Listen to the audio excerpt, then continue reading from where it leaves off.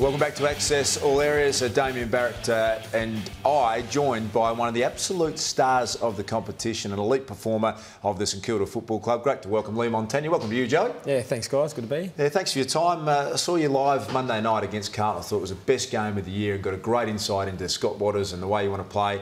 And then a pretty tough draw to back up last night over in Subiaco against the West Coast, going down by 30 points.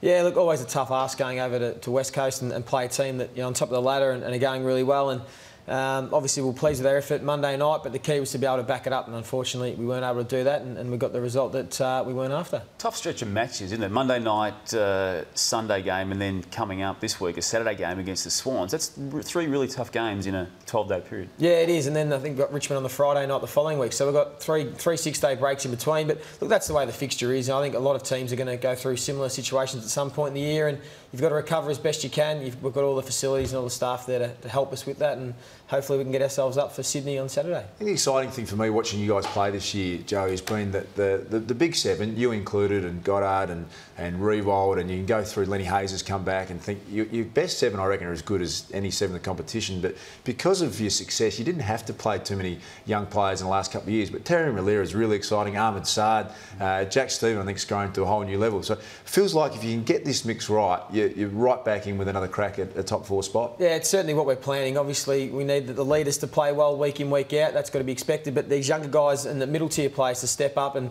play their role every week. And as you said at the moment, Malera and Saad coming to the side. Reece Stanley's really become an important player for us. Tom Simpkins holding down fullback. So we've brought in 6 or 7 young guys, and a few of those fringe players like David Armitage, Jaron Geary, they've both been playing good footy as well. So we're trying to get that balance right, and we've just got to keep working at it. Just on that, do you, as a senior player of this club, still feel you're in that window that you can win? Because I think the perception from outsiders is that you've missed your chance. You're talking glowingly there of the young kids coming through. This is an open year. Do you think if you can still get it together and play like you did against Carlton, that you're half a hope at least? It's certainly the feeling. I think it's a feeling from a lot of clubs. It is an open field this year, and anyone can win it, and you've just got to be playing really good footy at the right time of year, and we certainly believe that. And obviously our form against Carlton probably showed that. The key is obviously to be able to do it week in, week out, but the thing with AFL this year, it's getting so much harder to be able to sustain that intensity every week, and you see the results at the moment. It seems like, Geelong and Carlton are dropping off games. So every week it's a little bit different on who can sustain that intensity, and really the teams that can do it for the longest and at the right end of the year will probably be there. So you still think you're a top 4 chance, despite what other people will be saying about your club at the moment? Well, certainly. I mean, at the moment I think we're 2 games off being out of the top 4, and as I said, it's week by week, it's a different proposition. The ladder changes each week, and teams are premiership favourites and they drop away, and you've just got to be hanging in there and compete every week and give yourself the best chance, and who knows come into the year what the situation will be. You mentioned Reece Stanley. I'm a big fan. I love the way he goes about. I think given time can really go up into the elite bracket. Big issue for at the moment is the rucks. Reece went down last night. Ben McAvoy is still about a month away from coming back. It's a big hole, and it probably cost you the game last night with the 2 big boys, Cox and Natanui, getting on top. Yeah, it's very quickly in the first 8 weeks of this year, Reece Stanley's become a pretty important player in our team, just for our structure with our forward setup and our ruck setup. And obviously with him and Ben McAvoy out now, I think Cozzy and Jason Blake are going to have to share the load in the ruck. That's going to put a little bit of extra pressure on Nick down forward. So we're going to have to rejig our line-up a little bit, but I'm sure Scott and the match committee will come up with something that will make us competitive against Sydney this week. The situation at each club each year is that 15 players are probably out of contract. I suppose the difference with the Saints is that there's 15, of the 15, there's some really, really big names here. And the one that's been trotted out always is Goddard. Do you think he'll stay? Yeah, I do. Yeah. You do? No, and has he told you that? Not so much, not a certain guarantee he'll stay, but just knowing Brendan and knowing how passionate he's about the St Kilda Football Club, it would take something extraordinary to happen for him to leave, and just knowing him and the passion and the commitment and the love he has for the club, I've got no doubt. Saw your face up there, Joey. Yeah. Are you someone who's happy to get it done mid-year, or you'd rather wait till the end of the year? No, I'm certainly happy to get mine done soon rather than later, and I think that'll start very shortly, and I'll be staying at St Kilda. You don't want any other offers like some players are happy to have? I don't think so. No, I'd rather not. No, if you're happy at the club and you want to stay and you want to play, most players get paid accordingly to where they sit amongst the club, and I think that's the end of it. Plenty of offers around, and just bump the price up a little for Joey. I think that always helps a little bit. Now, I need to ask you about a question that you have been a lot before. Scotty Waters and, of course, Ross Lyon. The difference, Joey, between the two? Oh, look, there's a lot of differences. A lot of difference with every coach.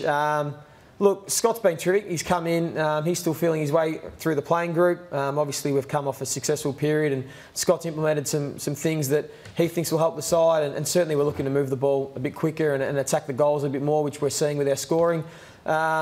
Really easy to talk to. Scott, he's very open and honest, and he's really working hard with the leaders to try and continue to build the club. So Scott's been terrific. The respect component you had, obviously, for Ross Lyon, did you have that immediately with Scott? And it's not a question of what you think of him as a coach or person, but just because it's such a change from what you had for a long time under Ross. Is that kicking in about now, or was it there instantly? Yeah, certainly. You build that trust and build respect, and that's the way it goes with the coaches to the players and the players to the coaching staff. And certainly we've got the utmost respect for Scotty Waters and Dean Laidley and the guys that have come in that, we know are really great footy minds, and they've really got St Kilda. St Kilda's interest in their hearts, and they're really doing the best they can. And at the moment, the players and the coaches are getting on really well. Lenny Hayes has got his 250th this week. Will it require something special for you to play up that, or? Oh, look, we've always had the motto: you shouldn't lift extra intensity for a milestone game, because you should be playing with that intensity every week. Certainly, though, for Lenny and the respect the players have for Lenny, they'll want to be going out there and giving it their all, and making sure that Lenny can make it memorable, because he's been amazing for the footy club. Is there any dent in his character at all, Joey? He's just, every time you catch up, you walk away and you go, what a ripping bloke. Cameron Ling interviewed him the other day on Saturday night, and he just came back and said, I just want to hang around him. I just want to be... He's that good a bloke, isn't he? He is that good a bloke. He's just such a lovely guy to have around the footy club, always positive. We'll spend time with the young guys. He's a great lad. He has a joke. He's quite funny, and then the way that he goes about his football, it's amazing. And all those things that have been said about Lenny are all true, unfortunately. You don't get sick of it at all, that every other club supporter wants him as well, well, we do get a little bit sick of it. Love Lenny. Everyone loves Lenny, and why can't you play like Lenny, and why can't you be more like Lenny? But he's great to have around the footy club. Tell you what, it's been an unbelievable comeback from a knee reconstruction, just to not miss a beat. Would he be leading the best and fairest at the moment? I would think so. Yeah, I think every week he's been in our top 3 players. It's been amazing. Like, to come off a knee reconstruction at 31. They say it takes 12 months to play his footy, and he has not missed a beat. It's just amazing, and testament to his mental strength and his physical preparation. He's been enormous. Nick, the struggles of Nick Riewoldt, they've been analysed by the senior commentators, Gary Lyon and Paul Roos. What's your take on his, I suppose, struggles this year when you compare with what he has been in the past?